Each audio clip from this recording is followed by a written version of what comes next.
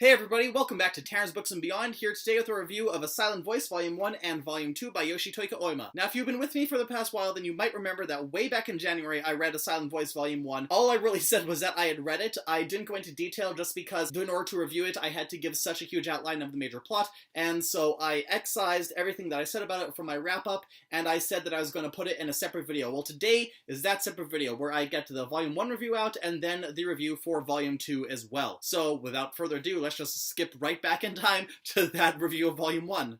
This is about a boy named Shoya who, he's always been a shit, he's always been a bully since he was little. And then one day, a deaf girl named Shoko transfers into his class. And so, to the surprise of no one, he starts bullying her really bad. But the thing is, he's not the only bully. Pretty much everyone else in the class is doing really cruel, ableist things to her too. And even though the school teacher, they're kind of like, you're not actually supposed to do that, they really don't make an effort to stop it. And so sometimes even the teachers join in as well. Eventually, Shoko's mother finds out about it, and she holds the entire school accountable. And instead of everyone taking responsibility for their own actions, they all just heap it all on Shoya so they can get away scot-free. So even though Shoya owns up to it, and Shoko starts to forgive him, even though Shoya is, obviously, he's an asshole, he's a prick, he's very problematic, he deserves a lot of hate. Everyone else uses him now as a scapegoat. They all bully him. They act like he's the person who made everyone else feel bad, and they're all totally perfect angels of students. So as times go on, Shoko still has to transfer because the bullying is still so bad. Shoya gets heaped with all of this blame and bullying. He loses all of his former friends, and no one wants to associate with him. So eventually Shoya decides that there's no purpose in his life anymore. He's just going to end it, and so he finishes up all of his affairs. In the last few hours before he kills himself, he decides that he needs to go try and make amends with Shoko, and so the first volume ends with him coming across her. I'm not sure how to feel about this yet, and it is based off of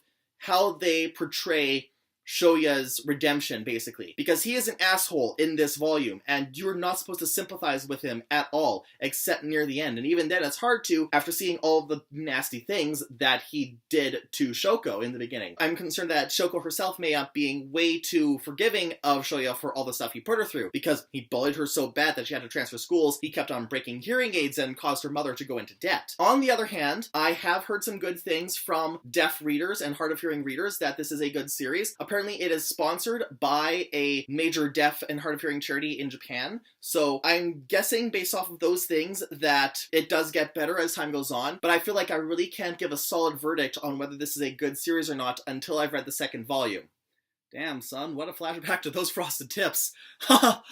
Okay, so now that you've heard of what I thought about Volume 1, let's jump into Volume 2. And with Volume 2, I felt I really did start to enjoy the series more, and I have decided I am going to continue with it. In Volume 2, we get to see Shoya after he's grown up. He meets with Shoko again for the first time in years, and the reaction, it's not immediate forgiveness like what I was afraid of. She doesn't know what to do with him, and she actually runs away from him the first time she sees him, not necessarily out of fear, but just she doesn't know how to react. It's also in this volume that we meet Shoko's little sister, Yuzuru, who has basically been her protector ever since Shoya started bullying her way back in elementary school. So when she finds out that Shoya's come back into her sister's life, she immediately despises him, and she starts going on the war front and making sure that he doesn't get to interact with her. And throughout the book, we get a lot of scenes showing how deeply affected and how deeply regretful that Shoya is. But we also see people, mainly Yuzuru, point out the fact that regardless of how regretful he is, he's still entirely at fault for all the emotional damage that he has done to Shoko. And if he's just trying to befriend her just to assuage his own guilt, then he's really not coming from an honest place. And so eventually he does admit that, yeah, he's guilty, but he wants to be nice to her. He wants to amend stuff just because he wants to try and be a good person, and that's the right thing to do. He's gonna keep being a good person whether or not he's allowed to be Shoko's friend. And I also think that's why,